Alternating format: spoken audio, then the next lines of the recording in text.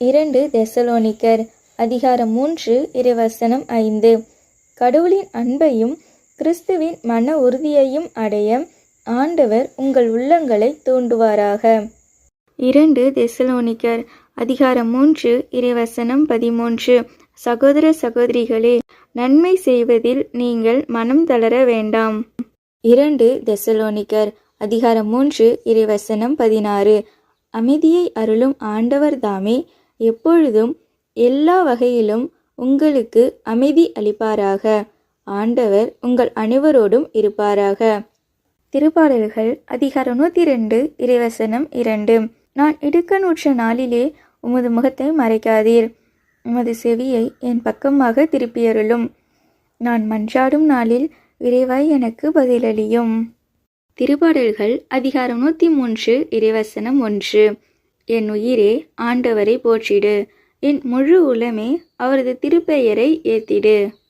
சீராக்கிய ஞானம் அதிகாரம் 1 இறைவசனம் 23. பொறுமையுள்ளோர் தக்க காலம் வரை அமைதி காப்பர், பின்னர் மகிழ்ச்சி அவர்களுள் ஊற்றெடுத்து பாயும். சீராக்கிய ஞானம் அதிகாரம் 2 இறைவசனம் 2.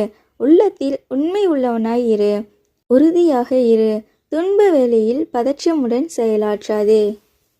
சீராக்கிய ஞானம் அதிகாரம் 3 இறைவசனம் 15. உன் துன்ப நாளில் கடவுள் உன்னை நினைவு கூறுவார், பகலவனை கண்ட பனி போல் உன் பாவங்கள் மறைந்தொழியும். சீராக்கிய ஞானம் அதிகாரம் 2 இறைவசனம் 3.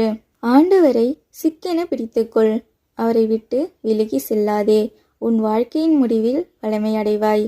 ஆமேன். சீராக்கிய ஞானம் அதிகாரம் 2 இறைவசனம் 9. ஆண்டவருக்கு அஞ்சுவோரே, நல்லவை மீது நம்பிக்கை கொள்ளுங்கள், நிலையான மகிழ்ச்சியையும் இரக்கத்தையும் எதிர்நோக்கி இருங்கள். ஆமேன். சீராக்கிய ஞானம் அதிகாரம் 2 இறைவசனம் 11. ஆண்டவர் பரிவும் இரக்கமும் உள்ளவர், பாவங்களை மன்னிப்பவர், துன்ப வேளையில் காப்பாற்றுகிறவர். ஆமேன். திருப்பாடல்கள் அதிகாரம் 94 இறைவசனங்கள் 17 மற்றும் 19. ஆண்டவர் எனக்கு துணை நிற்காதிருந்தால் என் உயிர் விரைவில் மௌன உலகிற்கு சென்றிருக்கும். என் மனத்தில் கவலைகள் பெருகும்போது என் உள்ளத்தை உமது ஆறுதல் மகிழ்விக்கின்றது. ஆமீன். திருப்பாடல்கள் அதிகாரம் 94 இறைவசனம் 22. ஆண்டவரோ எனக்கு அரணானார், என் கடவுள் எனக்கு புகலிடம் தரும் பாறை ஆகிவிட்டார். ஆமீன்.